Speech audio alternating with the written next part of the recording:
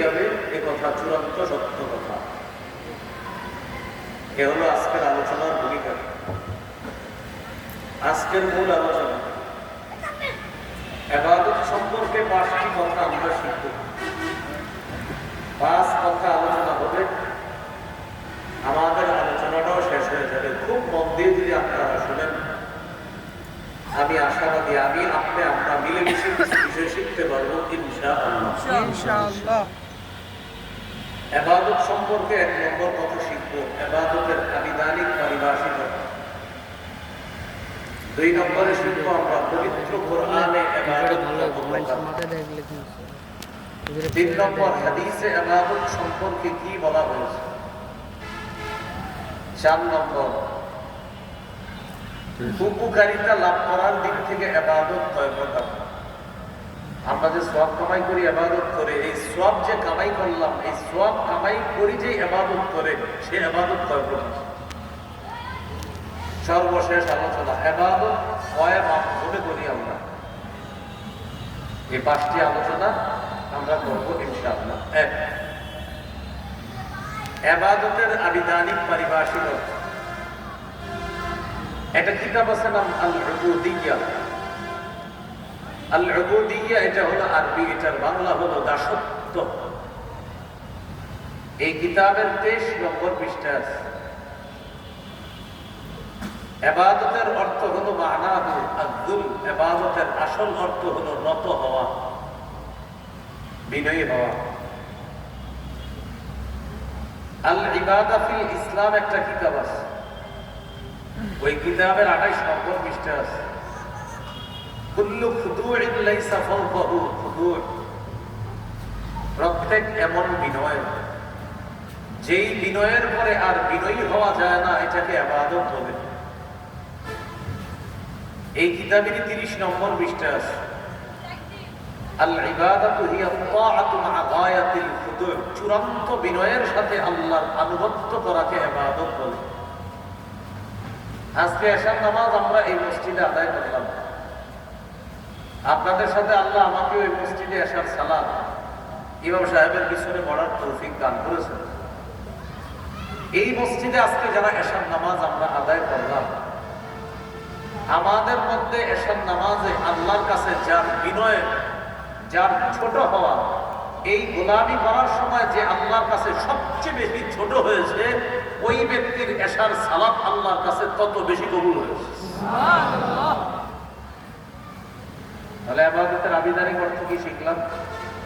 চূড়ান্ত বিনয়ের সাথে আল্লাহর আনুগত্য করা। আজকে থেকে যত ইবাদত করব, প্রতিটি ইবাদতে আমি নিজেকে পরীক্ষা করব, আমি আল্লাহর সামনে কতটা ছোট হতে পেরেছি। এই জন্য আল্লাহর সামনে ইবাদত তথা গোলামি করার সময় সবচেয়ে ছোট হয়ে যাওয়া, এটা হলো ইবাদতের মূল অর্থ, আবিধানিক অর্থ। ইবাদতের পারিভাষিক অর্থ। আল ইবাদাতু হিয়া ইসমুন জামিউন লিকুল্লি মা ইউহিব্বুহু আল্লাহু ওয়া ইয়ারদাহু মিনাল আকওয়ালি ওয়াল আ'মালিজ যাহিরা ওয়াল বাতিনা। এটা আমি সহজে বলি যেন আপনাদের মনে থাকে। আমার, আপনার, আমাদের প্রকাশ্য কথা, গোপন কথা, প্রকাশ্য কাজ, গোপন কাজ। আমি আবার বলছি, আমার, আপনার, আমাদের সকলের প্রকাশ্য কথা, প্রকাশ্য কাজ, গোপন কথা, গোপন কাজ যদি আল্লাহ পছন্দ করে, এটাই ইবাদত। সুবহানাল্লাহ। তাহলে সহজে শিখে ফেললাম। আজকে থেকে আমি যত কথা আস্তে বলবো, যত কথা জোরে বলবো, যত কাজ আমি গোপনে করব, যত কাজ আমি প্রকাশ্যে করব, আমি চিন্তা করব আমার রব যেন আমার গোপন কথা কাজ, আমার রব যেন আমার প্রকাশ্য কথা কাজ পছন্দ করে।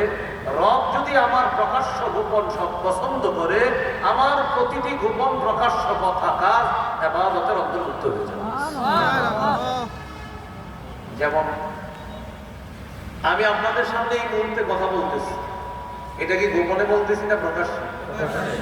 আমার এই প্রকাশ্য বলা, এটা যদি আল্লাহ পছন্দ করে, আপনারা প্রকাশ্যে আমার কথা শ্রবণ করতেছেন, শ্রবণ নামক এই কর্মটা যদি আল্লাহ পছন্দ করে, আমার বলা নামক এই কর্ম যদি আল্লাহ পছন্দ করে, নিঃসন্দেহে আমার বলা আর আপনারা ধৈর্য ধরে শ্রবণ করা উভয়টা ইবাদতের অন্তর্ভুক্ত।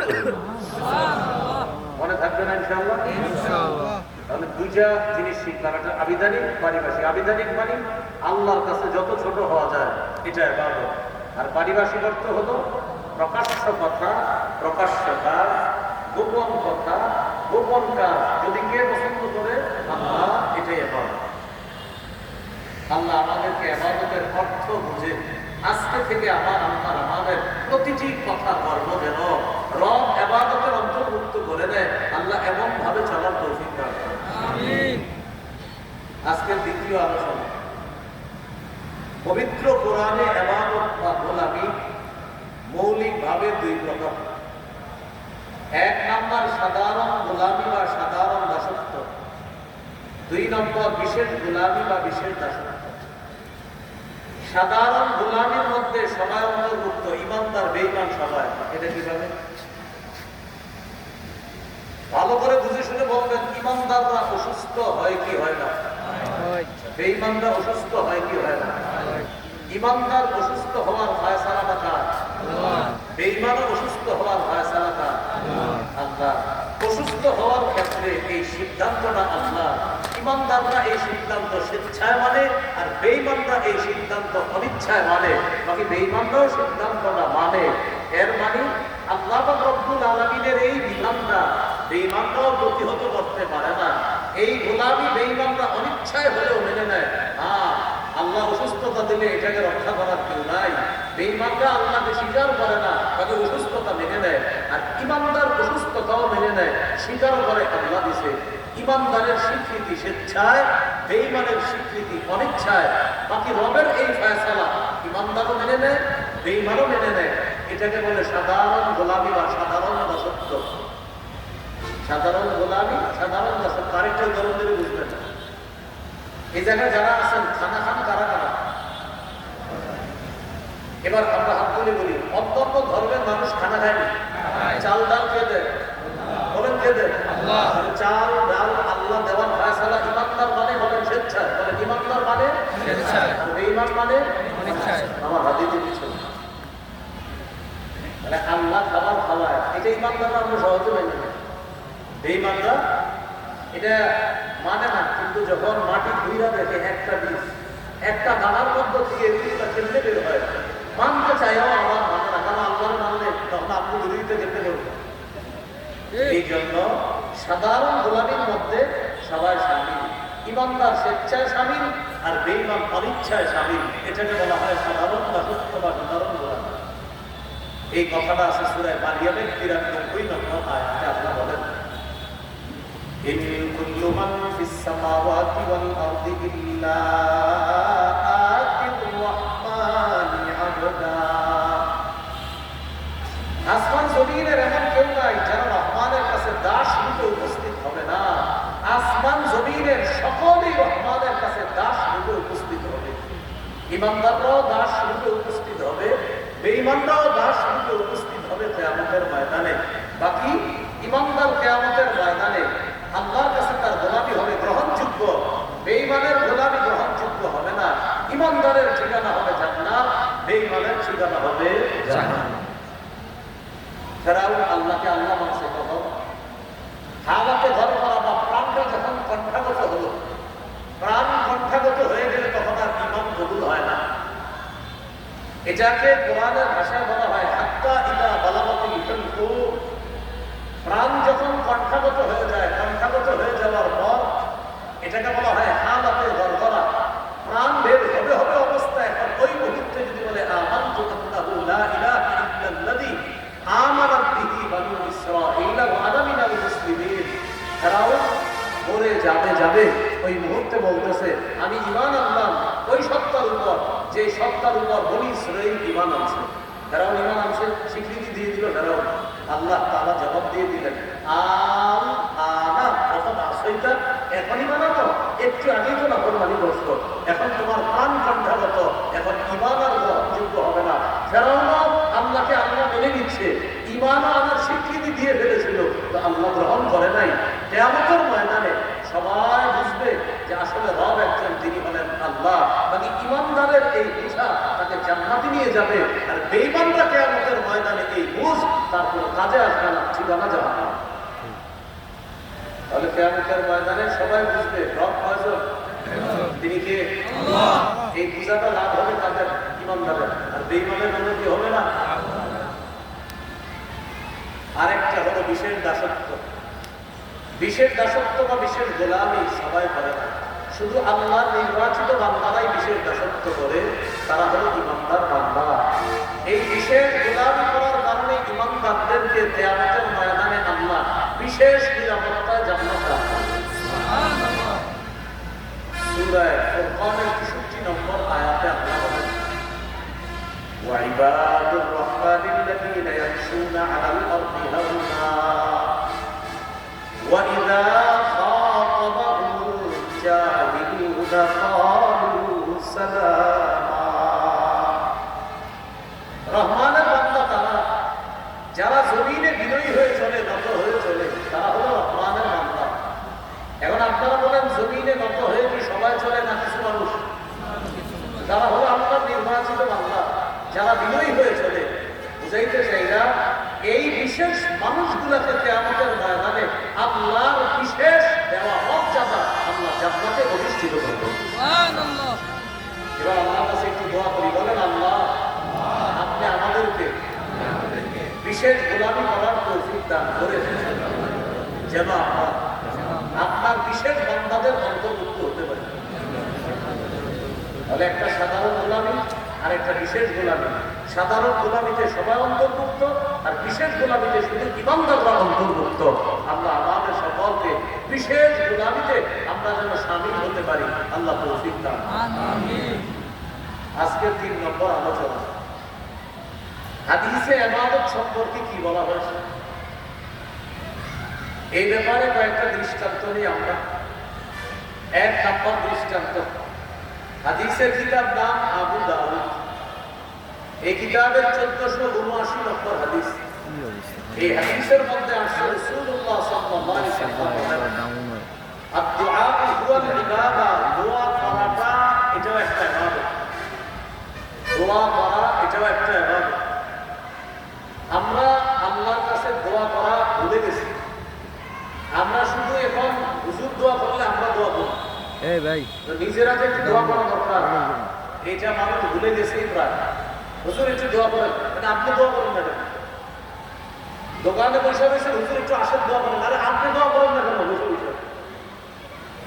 তো সব দায় দায়িত্ব আমরা এখন হুজুরে দিয়ে দিই, আমরা নিজেরা দোয়া করতে চাই। অথচ আল্লাহ তাআলা বলেন, উদউনি আস্তাজিব লাকুম, তোমরা আমাকে ডাকো, যখনই ডাকো আমি আল্লাহ তখনই সাড়া দিই। সুবহানাল্লাহ। সুবহানাল্লাহ বুঝে শুনে আবার বললেন, আল্লাহ বলছেন যখনই ডাকো তখনই সাড়া দিই। সুবহানাল্লাহ। তাহলে প্রশ্ন এসে যায়, হুজুর আল্লাহ যদি সাড়া দেয়, আমি কত দোয়া করলাম, কত 2 বছর একটা দোয়া করতেছি, এখনো তো বলু হয়। আল্লাহ বললেন, উদউনি, আমাকে ডাকো, আস্তাজিব লাকুম, আমি সাড়া দিই। আপনার প্রশ্ন হলো, হুজুর 2 বছর বলতেছি কই কোনো সাড়া পাচ্ছি না। আল্লাহ কি বলছে বলেন তো? সাড়া দিই, কবুল করি, এটা বলছে।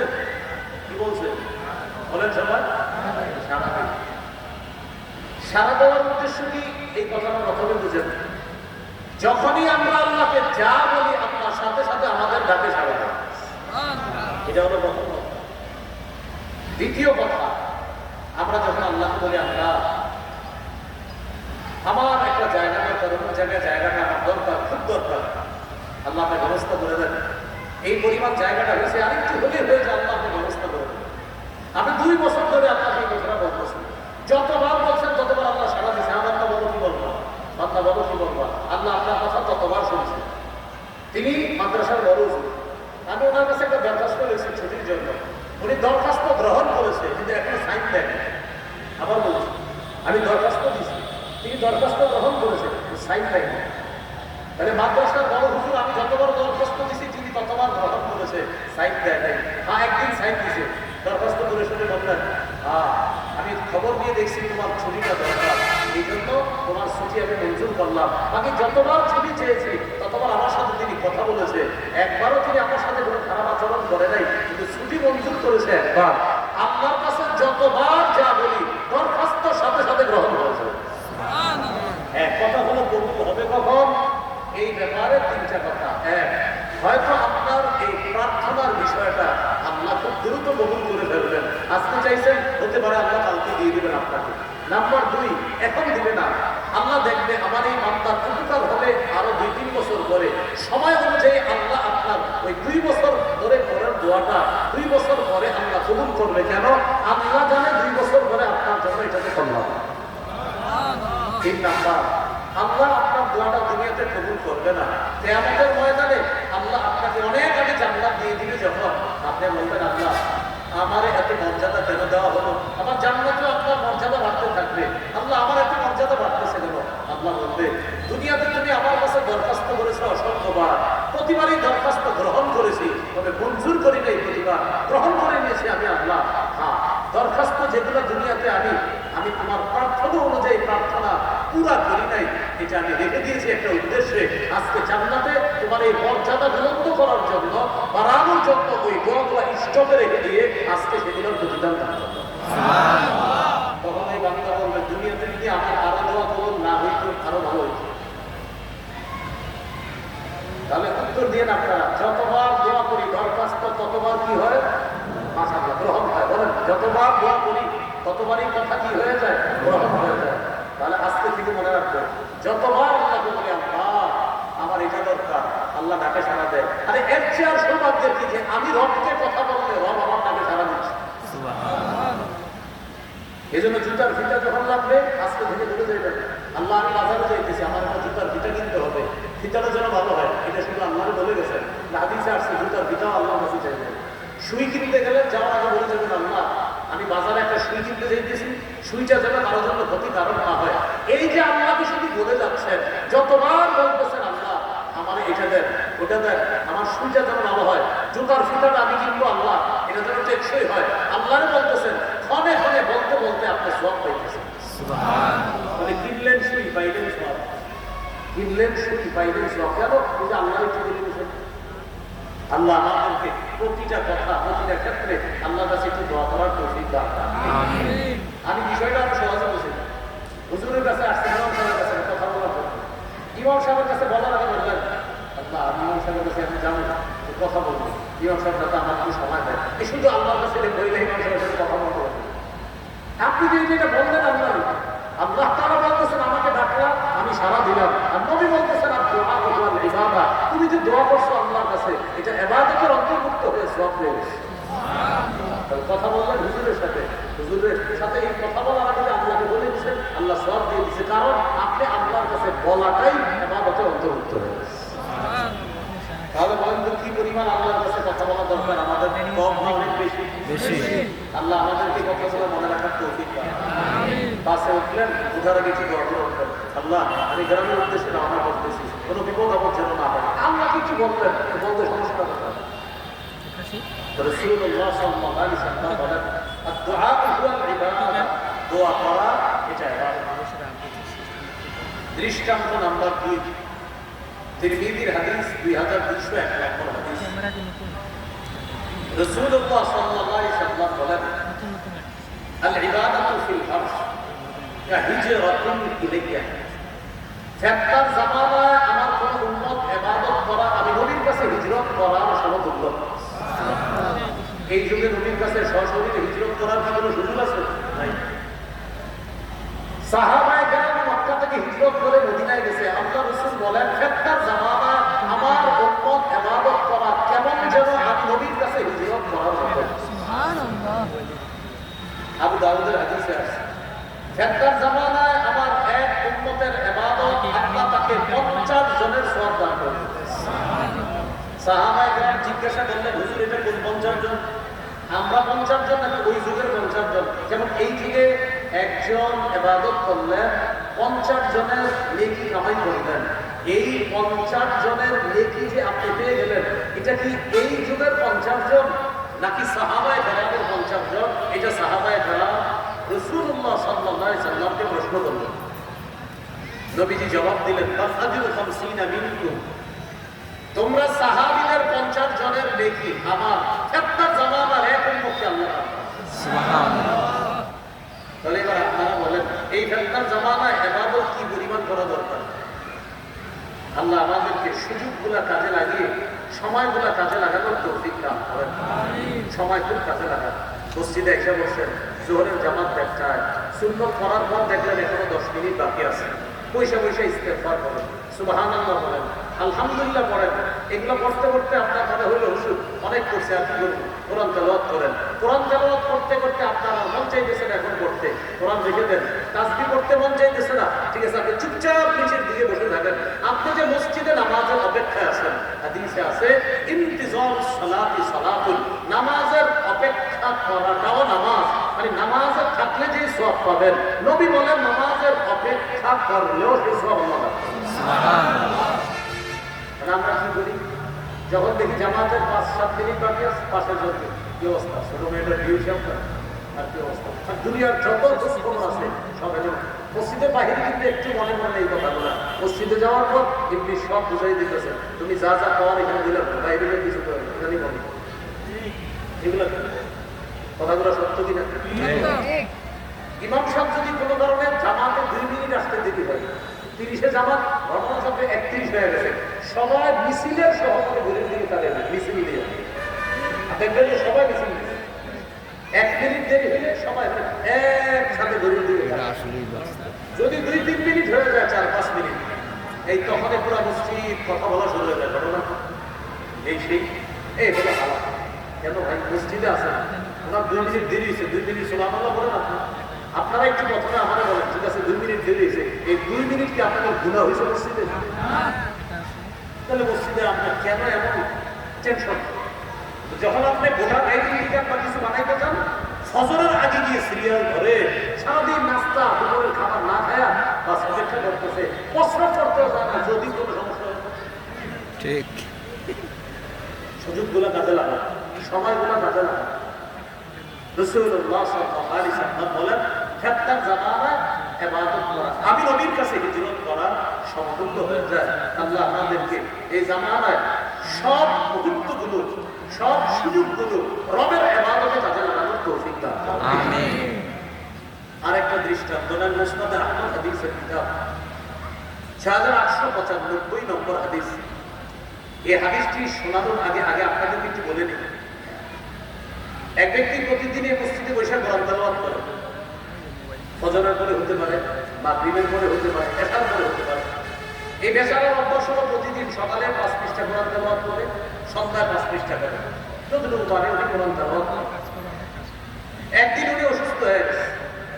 অসুস্থ হওয়ার কারণে ওই যে প্রতিদিনের সুন্দর ইবাদত কোরআন তেলাওয়াত, এটা উনি আর করতে পারে না। আপনারা বলতে পারেন, হুজুর আপনি এই দৃষ্টান্ত না দিয়ে অন্য ইবাদতের কথা বলতে পারতেন। আমি কোরআন তেলাওয়াত এই কারণে বললাম, কারণ আমাদের মধ্যে ইবাদতটা একদম কমতি আছে, এই জন্য শুধু তেলাওয়াতের কথা বললাম। আমাদের মাঝে যারা আছে, আমরা তাসবিহ পড়ার লোক প্রচুর আছে, সুবহানাল্লাহ বলার লোক প্রচুর আছে, আলহামদুলিল্লাহ বলার লোক প্রচুর আছে, দুরূদ পড়ার লোক আলহামদুলিল্লাহ প্রচুর আছে। কোরআন তেলাওয়াত করার মতো লোক শুধু রমজানে আছে, আর সারা বছর নেই। ঠিক, এই জন্য তেলাওয়াত করলাম। তো কোরআন তেলাওয়াত করে এক ব্যক্তি প্রতিদিন, হঠাৎ অসুস্থ হয়ে গেছে।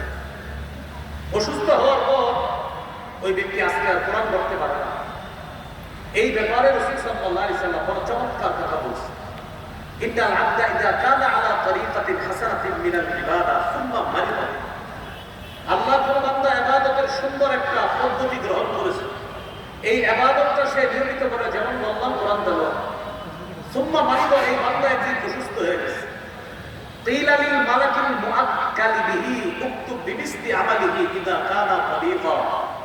ওই ব্যক্তির সাথে নিয়োজিত ফেরেশতা, ওই ফেরেশতাকে আল্লাহ বলে, ও ফেরেশতা, আমার বান্দা সুস্থ থাকা অবস্থায় কোরআন তেলাওয়াত করত, যে সওয়াব তোমরা লেখতা, আজকে আমার বান্দা অসুস্থতার কারণে তেলাওয়াত করতে পারে নাই, সুন্দর ইবাদতটি সে আজকে করতে পারে নাই, অসুস্থতার কারণে সে করতে পারে নাই, উযরের কারণে।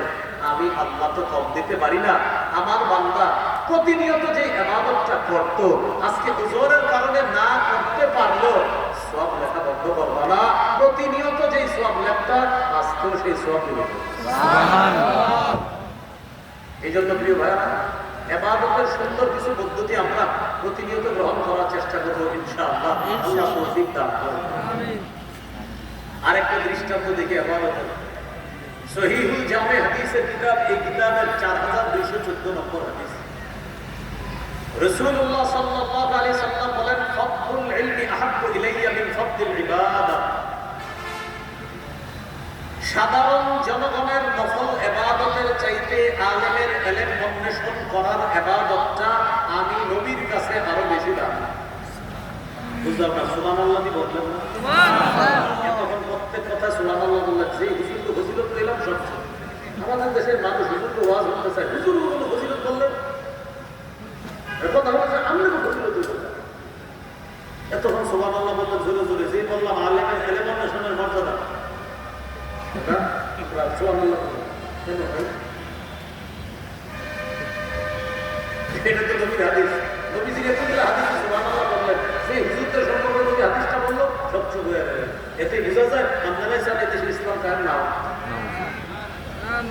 যদি না চান তাহলে এই দেশে মুসলমান 90 ভাগ, এর পরেও কেন আমরা পিছিয়ে থাকি বলেন? এই জন্য আমি বলি কি জানেন, আমাদের দেশে মুসলমান বেশি কিন্তু ইসলাম প্রিয় কম। কি বললাম বলেন তো? ইসলাম বলেন কি বেশি, কি প্রিয় কম? আমাদের দেশের মানুষ মুসলমান বেশি কিন্তু ইসলাম প্রিয় না। আমাদের দেশের মানুষ মুসলমান কিন্তু ইসলাম প্রিয় না। যদি আমাদের দেশের মানুষ ইসলাম প্রিয় হতো তাহলে এই দেশের আগামী সরকার হতো ইসলামের সরকার। আসলে ঠিক তো? ইসলামের সরকার গঠন করে দেবেন ইনশাআল্লাহ। এটা তো মাঠের বাইরে থেকে বের হবে। তবে আপনি তো খেয়ালত করবেন, আপনি তো গাদ্দারি করবেন, খেয়ালত তো আপনার দ্বারাই হবে। আপনি যাকে দায়িত্বশীল বানাচ্ছেন, 4টি বিষয় তার পক্ষে আপনি কথা বলতেছেন। 1 নম্বর, যে ব্যক্তিকে আপনি দায়িত্বশীল বানালেন আপনি তার পক্ষে সাক্ষী দিলেন। 2 নম্বর, যাকে দায়িত্বশীল বানালেন আপনি তার পক্ষে সুপারিশ করলেন। 3 নম্বর, যাকে আপনি দায়িত্বশীল বানালেন আপনি তাকে গরিব মানুষের প্রতিনিধি বানালেন। 4 নম্বর, যাকে আপনি দায়িত্বশীল বানালেন তার সমর্থন করে আপনি আপনার আমানতটা এখানে প্রয়োগ করলেন। এবার বলি, 1 নম্বর, যাকে দায়িত্বশীল বানালেন তার পক্ষে আপনি সাক্ষী দিলেন। আপনি সাক্ষী কি সত্যের পক্ষে দিলেন না মিথ্যার পক্ষে দিলেন, সেটার জবাবদিহিতা করার জন্য আপনি তৈরি হবেন। 2 নম্বর, আপনি যাকে দায়িত্বশীল বানালেন তার পক্ষে আপনি সুপারিশ করলেন। আপনি যার পক্ষে সুপারিশ করেছেন এই পক্ষ সেটা কি সঠিক ছিল নাকি ব্যাঠিক ছিল, এটার জবাবদিহিতা করার জন্য আপনি তৈরি থাকেন। 3 নম্বর, আপনি যাকে গরিব মানুষের প্রতিনিধি বানালেন এই প্রতিনিধি বানানোর ক্ষেত্রে আপনি যে তাকে অথরিটি প্রদান করলেন এই অথরিটি কি সঠিক প্রদান করলেন কিনা, যে আমাদের ময়দানে রবের সামনে দাঁড়ানোর জন্য তৈরি থাকেন। 4 নম্বর, আপনি যাকে দায়িত্বশীল বানালেন আপনি সমর্থন করা মানে আপনার আমানত এখানে আপনি প্রয়োগ করলেন, আপনার আমানত সঠিক জায়গায় প্রয়োগ করেছেন কিনা এটার জবাব দেওয়ার জন্য আপনি তৈরি করেন। সত্যি বলছি, আমি পড়াশোনা করি বলতেছি, আল্লাহ কসম, এই 4টা জিনিসের জন্য আপনি তৈরি থাকেন। আপনি সাক্ষী দিয়ে আপনি যাকে প্রতিনিধি বানাচ্ছেন আপনার সাক্ষী যদি সত্যের পক্ষে হয় আপনি মুক্তি পেয়ে যাবেন। আপনি যাকে প্রতিনিধি বানাচ্ছেন আপনার সুপারিশ যদি সত্যের পক্ষে হয় আপনি নাজাত পেয়ে যাবেন। আপনি যাকে প্রতিনিধি বানাইলেন যদি সে সঠিক যোগ্য ব্যক্তি হয় তো আপনি নাজাত পেয়ে যাবেন। আপনি যাকে প্রতিনিধি বানালেন যদি আপনার এই সমর্থনটা সঠিক জায়গায় হয় তো আমানত যথাযথভাবে পুরো করার দ্বারাও আগে হাত চালানোর আগে আপনি চিন্তা করবেন আমার গলা, আমার স্পর্শ করা, আমার পায়ে চলাটা এটা আমানতের খেয়ালত হচ্ছে না তো, আমার মুখের সাক্ষী এটা অন্যায়ের পক্ষে হচ্ছে না তো, আমার সুপারিশ এটা অন্যায়ের পক্ষে হচ্ছে না তো, আমি যাকে প্রতিনিধি বানাচ্ছি সে কোনো জালেম না তো। তুমি কিন্তু সাক্ষ্য দিচ্ছ, তুমি কিন্তু সুপারিশ করছো, তুমি কিন্তু গরিব মানুষের প্রতিনিধি নির্ধারণ করছো, তুমি কিন্তু আমানত প্রয়োগ করছো। 4 ক্ষেত্রে যেন তোমার একটু উল্টা না হয়, যদি হয় তোমাদের সামনে দাঁড়ানোর জন্য তৈরি থাকেন। এই 4 কথা গবেষণা করে আমি বারবার বলি আমাদের দেশের মানুষ মুসলমান ইসলাম প্রিয় না। যদি ইসলাম প্রিয় হতো তো এদেশে ইসলাম থাকতো রাষ্ট্রীয় ধর্ম এবং সংসদ আর বিচার ব্যবস্থায় থাকতো ইসলাম। ইসলাম প্রিয় না, যে ইসলাম প্রিয় হতো সংসদ হতো ইসলামী সংসদ, বিচার ব্যবস্থা হতো ইসলামী বিচার ব্যবস্থা। সামান্য কথায় অনেক কিছু বোঝানোর চেষ্টা করলাম, যদি বুঝ থাকে আপন থাকে বুঝে নিয়ে আল্লাহ বোঝার তৌফিক দান করুন। রাসূলুল্লাহ সাল্লাল্লাহু আলাইহি সাল্লাম বলেন, ওই যে ওখান থেকে গেলাম আলেমদের ফজিলত শুনে যে সুবহানাল্লাহ বলেন, ফাদলুল ইলমি আহাব্বু ইলাইয়া মিন ফাদলিল ইবাদ। রাসূলুল্লাহ সাল্লাল্লাহু আলাইহি সাল্লাম বলেন আলেমের ইলম অন্বেষণ করা সাধারণ জনগণের নফল ইবাদতের যে মর্যাদা ফজিলত, এটা অনেক ফজিলত এটার চেয়েও আলেমের এলেম অন্বেষণের মর্যাদা আমি নবীর কাছে আরো বেশি দামি, আরো বেশি। এখন একটা প্রশ্ন আছে যে আলেমের এলেম অন্বেষণের মর্যাদা সাধারণ জনগণের নফল ইবাদতের চাইতে ক্ষেত্র বিশেষ কেন বেশি? এটার কারণ হলো এই, একজন আলেমের এক কথায় একটা জাতি, একটা এলাকার পরিবর্তন হয়ে যায়। এই জন্য তার এলেম অন্বেষণের অনেক মর্যাদা। এক আল্লামা আহমদ শফি রহমতুল্লাহ আলাইহির কথায় পুরো বাংলাদেশ এক হয়ে গেছে। এমন একজন আল্লামা আহমদ শফির খোঁজে আছি আমরা এখন। কি বলেন? না হয় আমরা সবাই মিলে এখন পারতেছি না, যেটা আল্লামা আহমদ শফি একাই পারছিলেন, আল্লাহ তার একার দ্বারা যেটা করেছেন এখন অনেকের দ্বারা সেটা সম্ভব হচ্ছে না। আল্লাহর কাছে একজন আহমদ শফি আবারও যাচ্ছে। আল্লাহ আমাদেরকে অনেক কিছু বুঝার তৌফিক দান করেন, কম কথায় অনেক কিছু বুঝার তৌফিক দান করেন। এইগুলো আজকের 3 নাম্বার আলোচনা। আজকের 4 নাম্বার আলোচনা গুরুত্বপূর্ণ আলোচনা।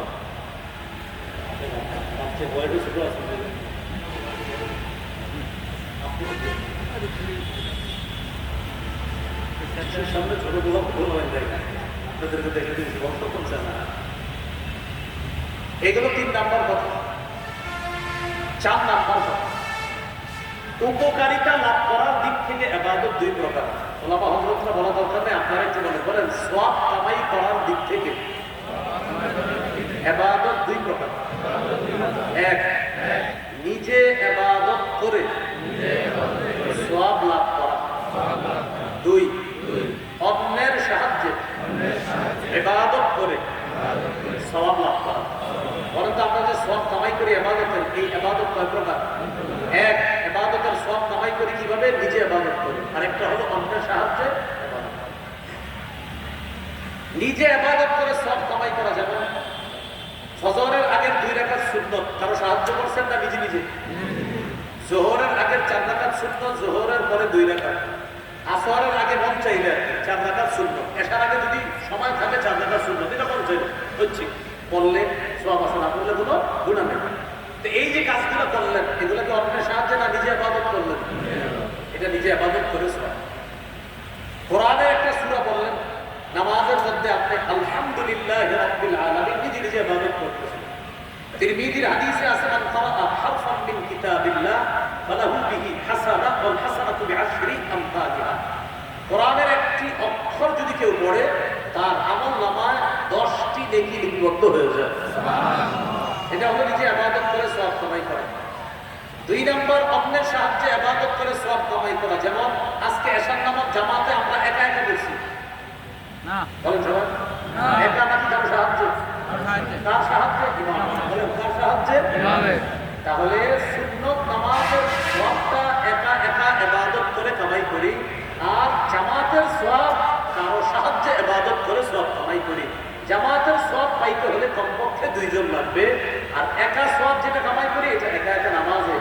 ইমামের পিছনে জামাতে যে সালাত আদায় করি, একা নামাজ আদায় করলে সওয়াব যা পাইতাম, ইমামের সাথে আদায় করার কারণে 7-8 গুণ বেশি সওয়াব আমরা পাই। সুবহানাল্লাহ। এই জন্য একটা হলো নিজে ইবাদত করে সওয়াব কামাই করা, আর একটা অন্যের সাহায্য। অসহায় মানুষকে সহযোগিতা কইরা যে সওয়াব পাবেন, এটাও অন্যের সাহায্যে সওয়াব কামাই করা। যেমন সাহায্য করলেন গরিবকে, গরিবের সাহায্যে সওয়াব পাইলেন আপনি। সুবহানাল্লাহ। সাহায্য করলেন গরিবকে, গরিবের কারণে সওয়াব পাইলেন আপনি। এই জন্য গরিবকে মাঝে মাঝে দান করলে ওর জন্য দোয়া করবেন, আল্লাহ তোমার বাঁচায় রাখুন। বাঁচায় রাখুন কেন বলবেন? আপনি আল্লাহকে বলবেন না, মনে মনে বলবেন আলহামদুলিল্লাহ গরিব আছে বলে আজকে সৎকার সওয়াবটা আমি পাইছি। ও না থাকলে আপনি পাইতেন। তো গরিবকে দান করার সওয়াব পাইলেন, ওর সাহায্য। যেমন বুখারীর বর্ণনা 5353 নম্বর হাদিস, আস-সাঈ আলাল আরমিলা ওয়াল মিসকিন কাল মুজাহিদি ফি সাবিলিল্লাহ আবি সাইমিন নাহারাল কাইমিল লাইল আল কানিত বিআয়াতিল্লাহ। রাসূলুল্লাহ সাল্লাল্লাহু আলাইহি সাল্লাম বলেন, কোন ব্যক্তি যদি বিধবা নারীর সহযোগিতায় এগিয়ে যায় অথবা অসহায় মানুষকে সহযোগিতা করার জন্য এগিয়ে যায়, তাকে আল্লাহ কি পরিমাণ সওয়াব দান করবেন? মুজাহিদ জিহাদ করলে যে সওয়াব, সারাদিন নফল রোজা রাখলে যে সওয়াব, সারা রাত তাহাজ্জুদ করলে যে সওয়াব, অন্যকে সহযোগিতা করলে আল্লাহ তাকে এই সবগুলো সওয়াব দান করেন। সুবহানাল্লাহ। তাহলে আমরা গুরুত্বপূর্ণ 2টি প্রকার শিখলাম ইবাদতের। সওয়াব লাভ করার দিক থেকে ইবাদত দুই প্রকার, একটা নিজে ইবাদত করে সওয়াব কামাই করা, আর একটা অন্যের সাহায্যে। তো এই উদাহরণটা মনে রাখার জন্য সবসময় মনে রাখবো, সুন্নত নামাজগুলা আমরা নিজে নিজে ইবাদত করে সওয়াব কামাই করি, আর ফরজ নামাজ অন্যের সাহায্যে ইবাদত করে সওয়াব কামাই করি। এই জন্য ইমাম সাহেবের বেতন বাড়াইতে গেলে আমরা 5-6 মাস মিটিং করি, তাও 500 টাকা বাড়াইতে গেলে অনেক টেনশন যে হুজুর এত টাকা দিয়ে করবে কি, এটা এমনি বললাম। এইগুলো আজকের 4 নাম্বার আলোচনা। আজকের 5 নাম্বার সর্বশেষ আলোচনা, এটা ওলামা হযরত ছাড়া যারা আছেন আমার সাথে একটু বলেন মাধ্যম হিসাবে ইবাদত 5 প্রকার। অর্থাৎ আমরা 5 মাধ্যমে ইবাদত করি। সবাই বলেন, 1 কলব দিয়ে ইবাদত করি, 2 মুখ দিয়ে ইবাদত করি, 3 শরীর দিয়ে ইবাদত, 4 অর্থ সম্পদ দিয়ে ইবাদত, 5 অর্থ সম্পদ এবং শরীর দিয়ে ইবাদত। এবার আপনারা বলেন তো 1 নম্বর কি দিয়ে? কলব দিয়ে। আপনারা বলতো 1 নম্বর কি দিয়ে? এটাকে বলে আত্মিক ইবাদত। কি ইবাদত? মানে আত্মিক, আত্মার সাথে সম্পর্ক। 2 নম্বর যেন কি দিয়ে?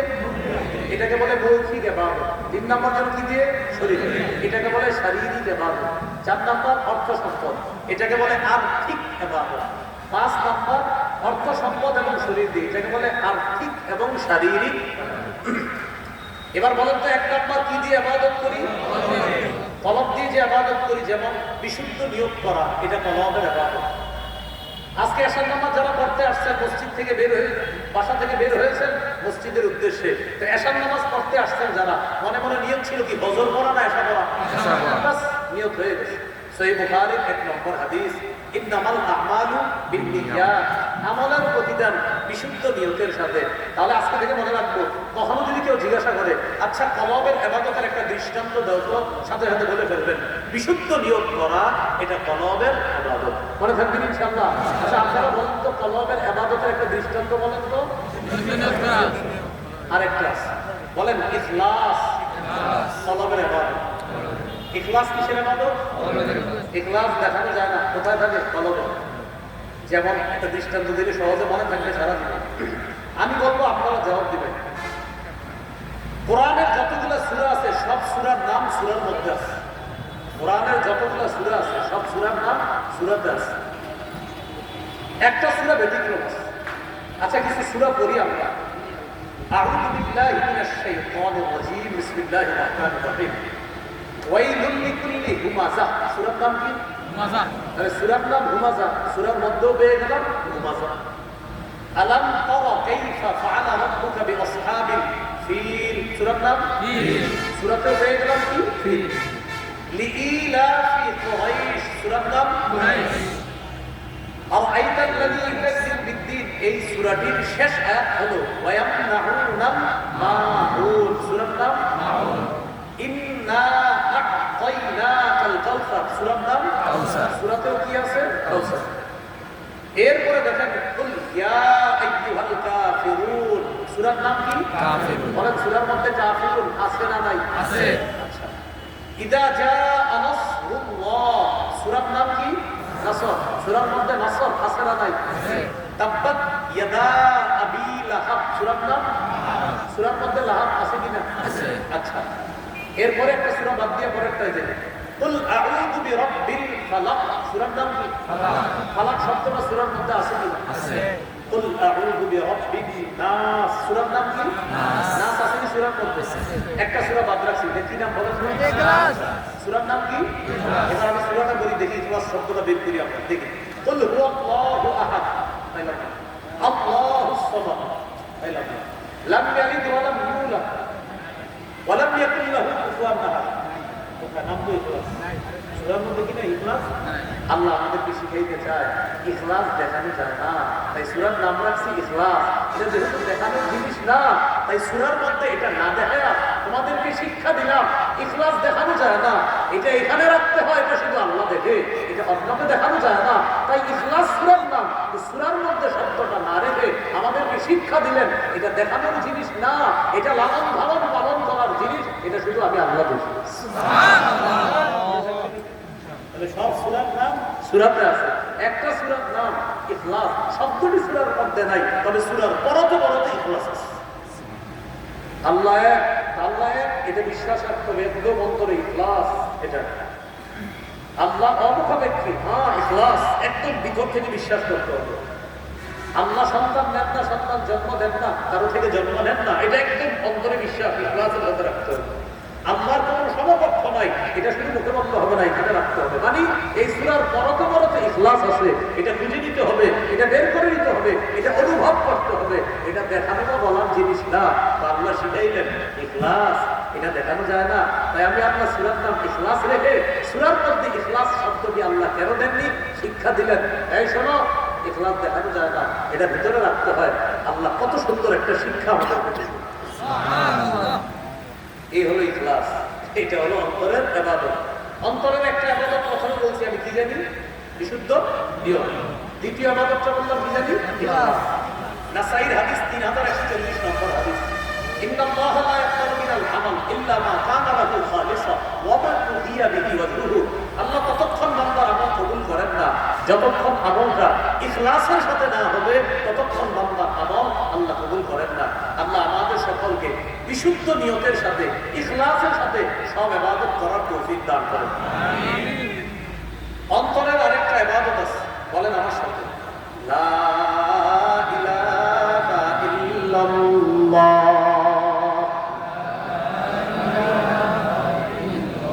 আল্লাহ ছাড়া কোনো ইলাহ নাই, এই কথা অন্তরে বিশ্বাস করা,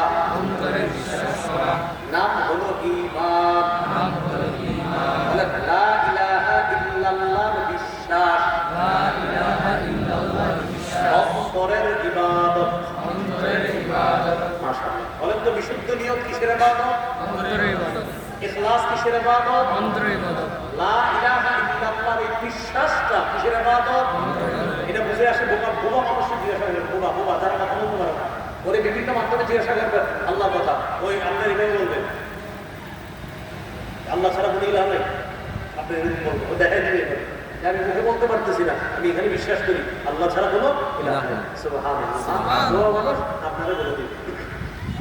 সহিহ বুখারীর বর্ণনা 44 নম্বর হাদিস, এই হাদিসের মধ্যে আছে ইয়াখরুজু মিনান নার মান কানা ফি কলবিহি মিসকালু যাররাতিন মিন খায়রিন, মিসকালু ওয়াজনু শাঈরাতিন মিন খায়র, মিসকালু ওয়াজনু বুররাতিন মিন খায়র, মিসকালু ওয়াজনু যাররাতিন মিন খায়র।